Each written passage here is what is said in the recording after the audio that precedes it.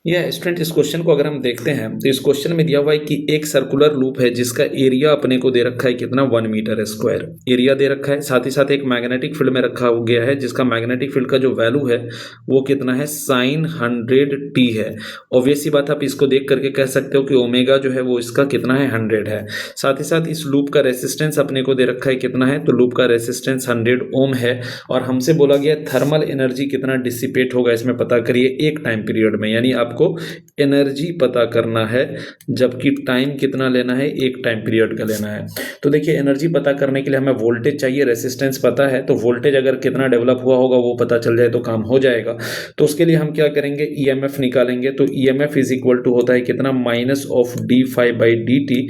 और यहाँ पर हम लिख सकते हैं minus of d by d t. तो ठीक है सर, फाई की जगह पर हम बी इंटू एरिया लिखेंगे। एरिया हमारा 1 है तो वो डालने की कोई ज़रूरत नहीं है। ये फाइनली आपको आ जाएगा minus of d by d t. और बी की वैल्यू कितनी है, तो बी की वैल्यू है साइन ऑफ 100t। और यहाँ से आप इसको सॉल्व करोगे तो माइनस 100 कॉस ऑफ 100t आ जाएगा। This will be your EMF, instantaneous EMF का इक्वेशन आ गया। यहाँ से जो ईएमएफ मैक्सिमम आया, ई नोट जो आया, उसकी वैल्यू कितनी हो गई, 100 हो गई। जब मैक्सिमम ईएमएफ आ गया तो हम ई आर एम एस की वैल्यू निकाल सकते हैं। E R M S is equal to हमारा कितना हो जाएगा, 100/√2 हो जाएगा। ठीक है ना। देखिए ये कॉस से पहले जो भी है वो हमारा ई नोट है, दैट मीन्स मैक्सिमम ईएमएफ है।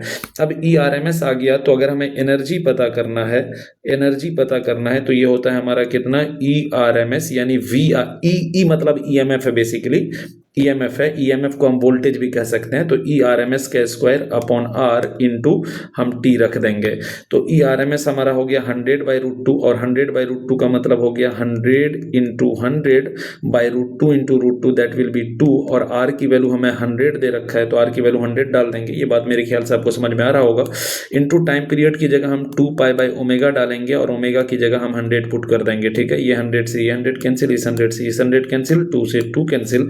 तो हम कह सकते हैं कि एक टाइम पीरियड में जो एनर्जी डिसिपेट होगा वो एनर्जी हमारा पाई के बराबर हो जाएगा। आई होप कि आपको समझ में आया होगा और इस हिसाब से हमारा ऑप्शन जो है थर्ड करेक्ट हो जाएगा। Thank you so much.